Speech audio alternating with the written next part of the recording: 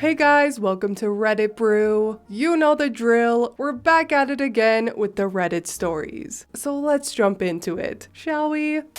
My pregnant ex keeps trying to move into my apartment. This is not my story. This is my friend's story that I'm posting for him because he doesn't have a Reddit, but he wants people to hear about this. Also, for convenience, I'm going to write this in first person point of view because pronouns are hard to keep up with. Everything here is approved by my friend. So I, 21-year-old male, have an ex named Angelica, 20-year-old female. Angelica and I had been in an on and off relationship since we were about 15, but got serious when COVID hit, and I had to move back to my hometown. We got an apartment together, and very soon after, she started spending a lot of time with her cousin. Long story short, she's boning her cousin. We break up. We've been broken up for 9 months at this point. For 7 of those months, her phone has been on my phone bill, and she owes me over $500. Fine, whatever. I will never see that $500, and she always makes excuses to pay me back. That's life, and it's my own fault for letting her keep using me as a cash cow. She also took my car when we broke up, and I let her because I was too afraid she would try to take my apartment too. Anyway, it's 9 months past our breakup. I get a message. Hey, I'm pregnant. I'm on my way home from work, so I don't respond. That is 9 months past being my problem. It is not my baby. She messages me again. My boyfriend, the one she cheated on me with, and I have nowhere to stay. Still 9 months past my problem. Angelica has never worked a day in her life, and she lives off the disability check from her boyfriend and spends 99% of it on weed and fast food. She never paid rent and is documented to never pay rent. Anyway, she tells me, my name is still on the lease. We're going to move in September. I tell her, your name is not on the lease. It was renewed last month, and I took your name off. I'm sorry. She messages me calling me an asshole and saying she's moving in because she has nowhere for her baby and 3 dogs to stay. Mind you, my apartment is more like a studio and barely fits me, let alone 2 other people and 3 dogs. I tell her it's not happening. I'm moving out of town soon anyway. Also, come pick up her shit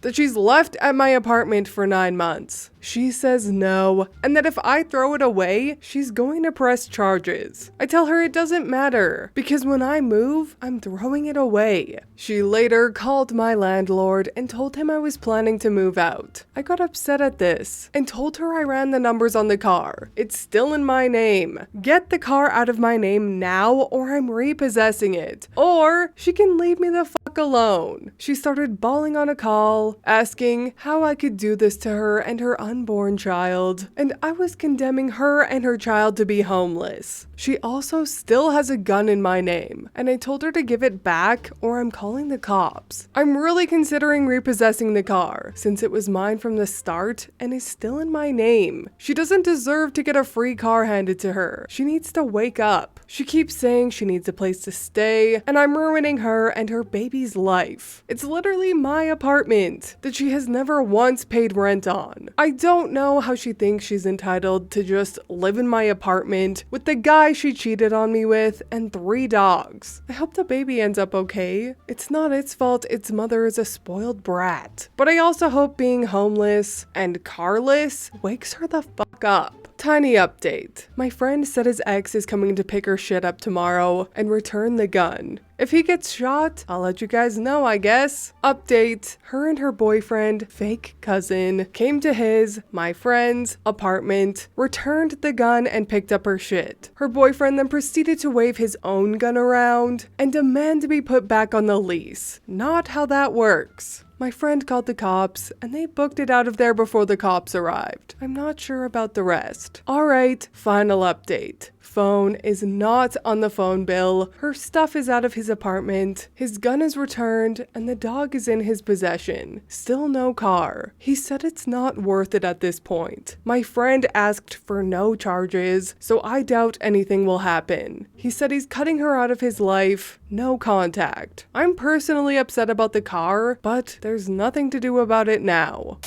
Ugh, OP's friend. My dude. No. Cover your ass more. This is serious. This psycho could ruin your life. And desperate people in desperate times do terrible, unthinkable things. Yes, it's great that all the liabilities were returned to him, but she still has a car in his name. He needs to be doing way more, in my opinion. This guy is being a massive pushover, and being a pushover in situations like this only ends in the pushover getting screwed over. Ay caramba. Well, hopefully this truly is it, and it's over, and everybody goes their separate ways. But I won't be surprised if it's not. And OP's friend is gonna wish that he did more. The time I made my ex mad by making friends with the woman he cheated on me with. In my early 20s, I lived with my ex-boyfriend. I was gullible and believed every word that came out of his mouth. I believed him when he said he worked late hours and came back at 4 a.m. and made up excuses to keep me from meeting his friends and family and let him isolate me and hide me away. Well, one day his grandmother passes away from natural causes, and he was devastated. So I asked if he wanted company or to be left alone to grieve. He of course wanted to go alone, and so I let him. I got a call from someone who knew both me and my ex, informing me that he did in fact take his girlfriend to the funeral, but that person was not me. She had been introduced to his family, taken on date after date, and he had played dad to her 1-year-old. My heart sunk right to my feet that day, and so did hers once she found out about me. My friend got us in contact, and we talked for hours. We laughed, cried, and in the end, decided to dump that man and be friends. He absolutely hated it. We became extremely close after that. I took her to her 21st and drunk sat her after she got sick all over me, and we took each other on a date, and even to a concert that her family got tickets for. To this day, I have her in my phone as the wife, even though we're both married to wonderful men. Aw, that ending is actually really sweet. What ended up happening to F-Face Magoo? My ex? He's in prison. In prison? That's hilarious. And not surprising one bit. I'm so glad that both OP and the other woman had the sense to dump that scumbag, especially because there was a child involved. Good thing the child was only 1 and will not have a memory of that nasty manipulator. I really hope OP and that other woman are still in contact. That is honestly the best way this situation could have turned out. So sweet and wholesome, dang it. Anyway, that is all from me today. I hope you enjoyed these entitled people cheating ex stories. If you did, please leave a like and subscribe. I truly appreciate when you do, and I will see you in the next Reddit story. Bye!